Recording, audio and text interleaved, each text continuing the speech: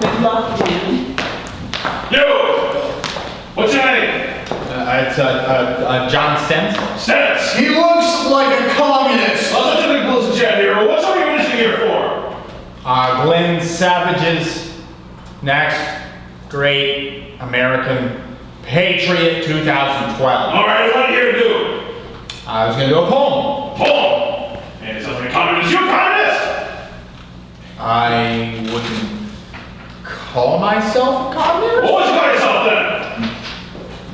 Next great American Patriot 2012. Hoorah! That's what I want to hear. All right, so hold on a minute. This is called The Recession of Wisdom. Cute. Thanks.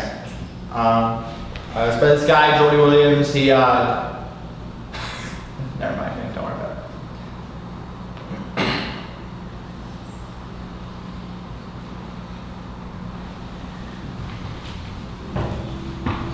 Why, yes, I scream and fight like it's going out of fashion. See, they tell me I got too much passion, but I think we need more like me, walking the line between honesty and heresy, trying to find a place where America could be the land of we. Because be all you can be assumes that others lack potential. It's exponential, the degradation of our nation, slipping into the contraception of possibilities, and that's not me.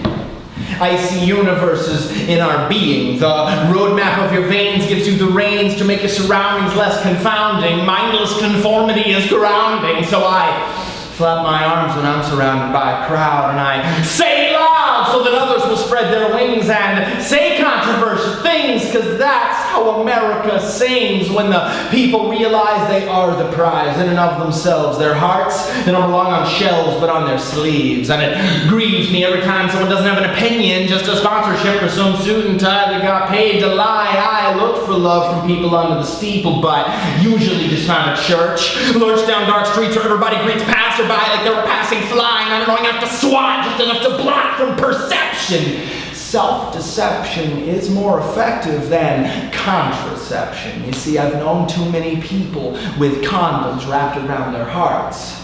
Start to take it off and people scoff at your naivety. Try to play at being a drone and find oneself surrounded but alone. It's a far cry from ironic. Even that hipster definition with the trucker hats and the plastic glasses, that can't quite explain what passes. As I see free thinkers sitting on their asses. Ask me if I heard your post-punk disco metal all acoustic band. And I'll tell you.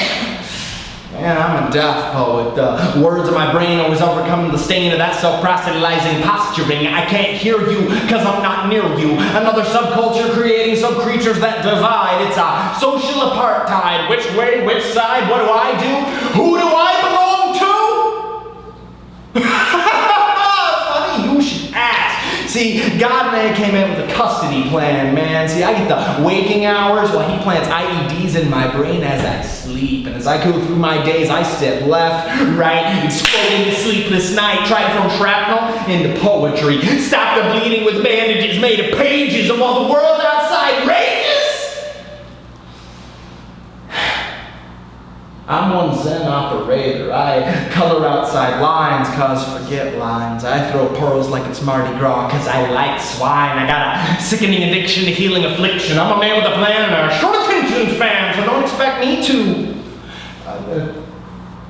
You see, squirrels store nuts for winter, but I eat squirrels for dinner with an Alaskan oil gravy. Wash it down with that tea that I stole from the party. See, they think I'm a smarty, because I notice that ghettos get less cops and minorities get more traffic stops, and they might not have distributed the drugs, but hey, they ain't exactly giving out hugs. The surprise they feign is overshadowed by the whipping cane they brandish. Rehabilitation isn't as fun as incarceration, so 16-year-olds that are just looking for a little release, they don't get one for at least 5 years, while our richer peers do coke lines off urinals at 5-star restaurants, and they just want another chance.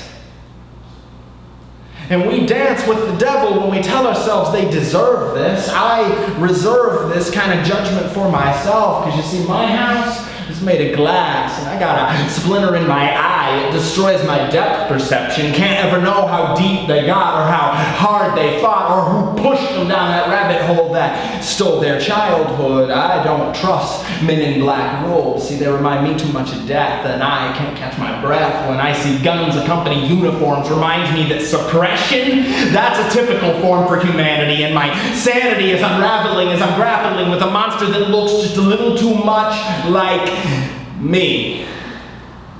And he can see that I'm a hypocrite of the highest and lowest degree. He taunts and flaunts every stupid thing I ever thought, and all I can fight back with is, at least I'm trying, vying to be the kind of man that I can respect. And honestly, seriously, what more could anyone else expect? Thank you. Get off the stage!